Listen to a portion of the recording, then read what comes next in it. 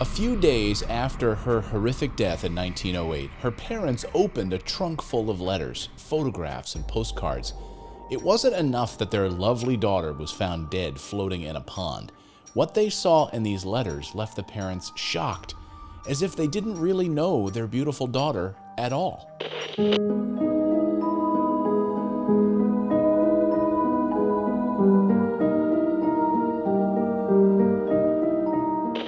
Welcome to the Paranormal Post. On this channel, we cover unexplained mysteries, paranormal research that will expand your consciousness, and stories that will make you cover your face with blankets at night. If you enjoy these kinds of stories, then please subscribe. We publish twice a week like clockwork. I'm Clayton Morris. On today's show, we're looking at a cold case from 113 years ago that stunned a nation. The scene is at Teals Pond in upstate Troy, New York. It's a heavily wooded remote area that looks the same today as it did back in 1908, virtually unchanged today. Now, our story centers around 20-year-old Hazel Drew, the blonde-haired, blue-eyed beauty who went missing in the early days of July 1908. Now, 1908 in America saw major advancements in science and industry. The year began, interestingly enough, at midnight when a 700-pound electric ball fell from the flagpole atop the New York Times building, the first ever ball drop in Times Square. 1908 saw the longest ever flight of 2.5 hours by Wilbur Wright. The President of the United States at the time, Theodore Roosevelt, who just 7 years earlier found out that his boss, President William McKinley, was assassinated, and he would become president. He learned of this news when he was deep in the same upstate New York woods where a mysterious death would occur a few years later. Roosevelt was a New York Republican, and I point out his political party for a reason, because you're going to see it's a very important part of our story. The New York Republican Party of this time was a machine of great strength that ran over everything, and I mean everything in its path, like a freight train. More on that later. 1908 also happened to be a leap year, 366 days. It was even a longer year for Hazel Drew's parents, who lost the love of their lives.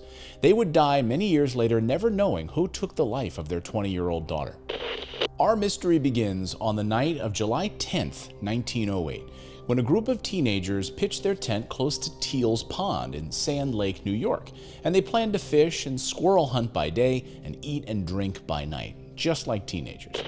Well, the next morning, one of the boys spotted something floating in the stagnant water. A corpse, face down with the arms outstretched, and only the head and shoulders were visible. Now, in their book, Murder at Teals Pond, I highly recommend it, cold case investigators David Bushman and Mark Givens describe the girl's hair, which had a strange object firmly in place inside the hair. Quote, large black crescent-shaped hair combs with rhinestones and a rat, a half-moon-shaped accessory used to plump up pompadours, remained clasped firmly in her matted mane, end quote. The teenagers also found a high-crowned black straw hat adorned with large black ostrich plumes. Now, this was found close to the edge of the pond. Now, the milliner's mark had been ripped out, and pinned to the hat was a pair of black wrist-length gloves. This is very important because a milliner is a hat designer for women. The word milliner comes from the word Milan, and in the Middle Ages, the Italian city of Milan was the hub of the world's textile and fashion trade. The black ostrich plumage hat was found on the edge of the pond with the milliner's mark ripped out. Now, no detail is too small in a cold case. This mark would show us who the milliner was, almost like a signature on a painting. These hats were handmade, and the milliner showed off their mark.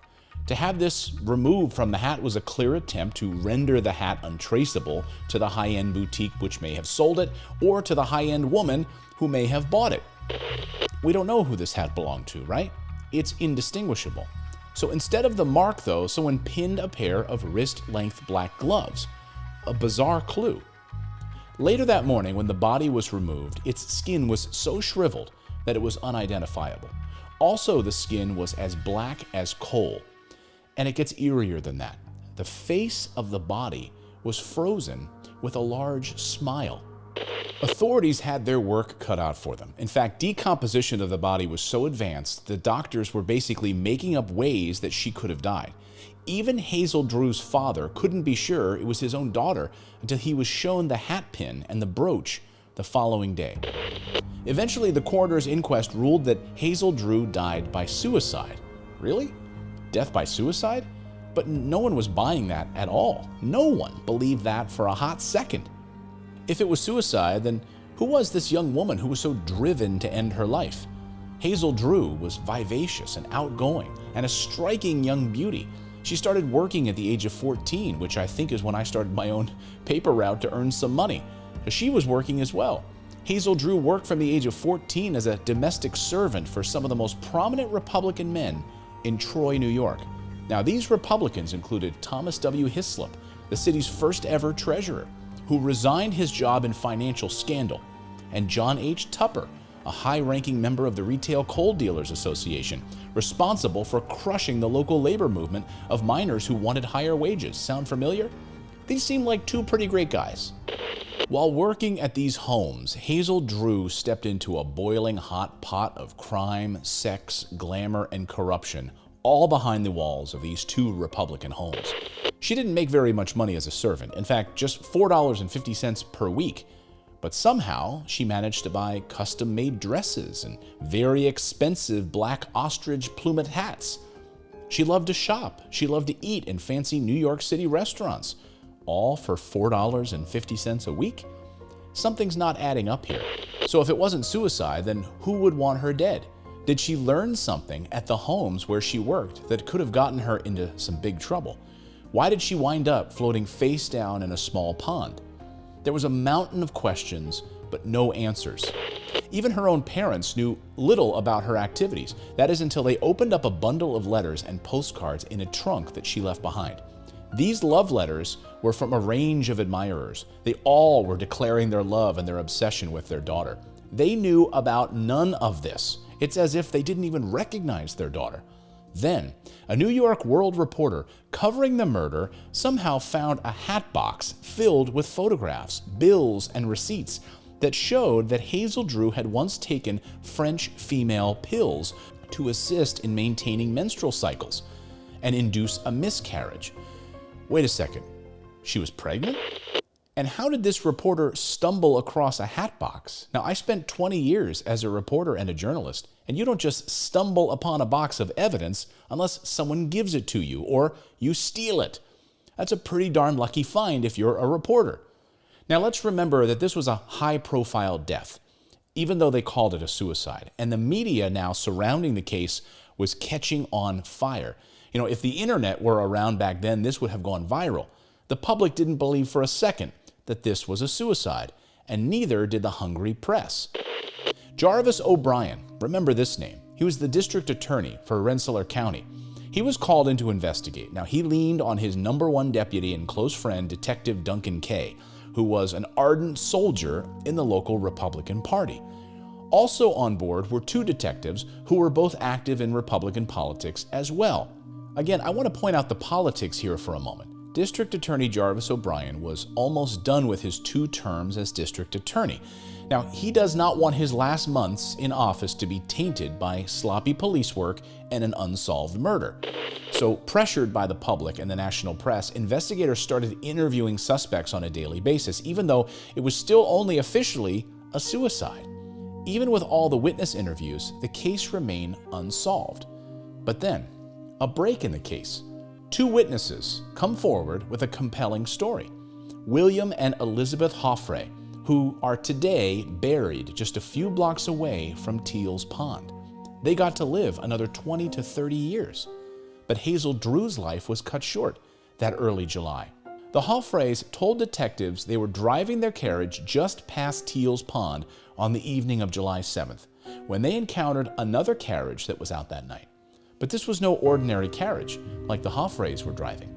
No, this was a fancy, custom-built coach with a handsome horse or a colt. The Hoffrays said they clearly had wealth when they looked at this carriage. They clearly had money. And it looked to them like this other carriage were city folks. You know the type. Now, it could have been some rich folks out to enjoy the summer night away from the bustle of the city, but the Hoffrays noticed something else. When the other driver of the carriage drove past, he avoided making eye contact on purpose. And there was something else, something in the back of the carriage, but they couldn't make out what it was. As the Joffres looked back at Teals Pond, they saw another person lurking on the far shore, precisely where Hazel's hat and glasses were later found. Okay, that's a darn good lead. A husband and wife notice an out-of-place carriage. The driver looks away when they approach. There's something on the back of the carriage they can't quite make out. And the mysterious person on the other side of the pond in the exact spot where Hazel Drew's black ostrich hat and glasses were found. The police basically ignored this lead. They basically ignored William and Elizabeth Joffre's report. Police heard the couple's story, but they took their sweet time. They did not investigate anything for 1 week. A week! Of course, we know the power of those first 48 hours. Heck, there's whole shows devoted to those first 48, right? To hunt down a killer. And they waited a week. Eventually, Detective Powers did some digging and learned the name of the suspected carriage driver. You know, the guy that looked the other way. His name was Fred W. Schatzel. Turns out he was an embalmer for the local undertaker and also a Republican politician. Yes, he embalmed bodies for a living. That was his job. It turned out that Schatzel had used the telephone earlier to call the livery on July 6th requesting a horse. You call a livery to, like calling a taxi, right? To request a carriage for a friend. That's what he did. He requested a horse and a carriage for a friend. His friend, William Cushing, the Republican committeeman for the 11th Ward. Again, all of these Republicans. Cushing admitted to police that Schatzel helped him secure a carriage to take him to Sand Lake on the night of the murder. And both men knew Hazel Drew. So wait a second. He requests a carriage to take him to Sand Lake on the night of the murder, right near the same spot where Hazel Drew was killed. Schatzel, it turned out, had telephoned the livery on July 6th, requesting a horse and carriage for his friend. We now know that. He admitted as such to the police to take his friend to Sand Lake on the night of the murder. Sounds like an easy case to solve, right, at this point? But no, politics and wealth get in the way. Even though the Joffres told detectives they could identify the men they saw, they knew what they looked like. They were never shown pictures of Schatzel or Cushing. Ignored. The only newspaper to report on this new lead and publish Schatzel's name was the Daily Press, which is Troy, New York's only Democratic newspaper. In a town ruled by Republicans, the two suspects were quickly absolved. Nothing to see here. And the case was quickly dropped. The researchers and authors of Murder at Teals Pond believe this evidence was enough to reach their conclusion. I'm going to quote now from their amazing book. After 5 years of intensive research and deliberation, we have concluded that Hazel Drew was murdered by William Cushing and Fred Schatzel and protected from justice by William Powers and possibly his fellow detective, Duncan Kay. They write. Seems right? But what was their motive? Were Cushing and Schatzel contracted to kill Hazel on behalf of a powerful Republican? A murder-for-hire scheme? If so, who hired them? Could it have been former Treasurer Thomas Hislop or coalman John Tupper, whose houses Hazel worked? Could Hazel have heard something scandalous while the employ of these powerful men, or have become romantically entangled with one of them who now wanted it to end? Remember those female pills? Researchers believe that any of these men could have been motivated to have Hazel killed, and none of them were investigated at the time. They all had ties to the powerful Republican Party of New York. So, William Cushing, Fred Schatzel, remember their names, two men that got away with murder of a young woman. They got away with murder until now, until David Bushman and Mark Givens spent 5 years of their lives meticulously researching this case to help solve this 100-year-old cold case. Now, if you want to support independent journalism, I'm going to have a link to their book in the description so you can buy the book and support journalists who devoted 5 years of their lives to solve this crime. The book is filled with much more detail than I can go into here. There is a side note to this story, and I didn't want to mention it during the main body of this video, but I will mention it now. Hazel Drew was the inspiration for Laura Palmer in the legendary television show Twin Peaks. Now, in that show, the murder of Laura Palmer is solved. In real life, though, it would take over 100 years to solve the murder of Hazel Drew. Now, one of the co-creators of Twin Peaks lived not far from the pond where Hazel Drew was murdered. That story laid the foundation for what would become Twin Peaks, the television show. I decided to wait to mention it because Hazel Drew is a real person with a real story. Twin Peaks was a television show with a fake story and a fake murder. And so it seemed appropriate to wait until the end to mention it and give Hazel Drew her course in this story. So if you like stories of the unexplained the mainstream media won't cover, please subscribe to this channel. We publish 2 videos per week. Our team works very hard to bring you these videos. Go ahead and smash that like button and please hit that subscribe button and we'll see you on the other side.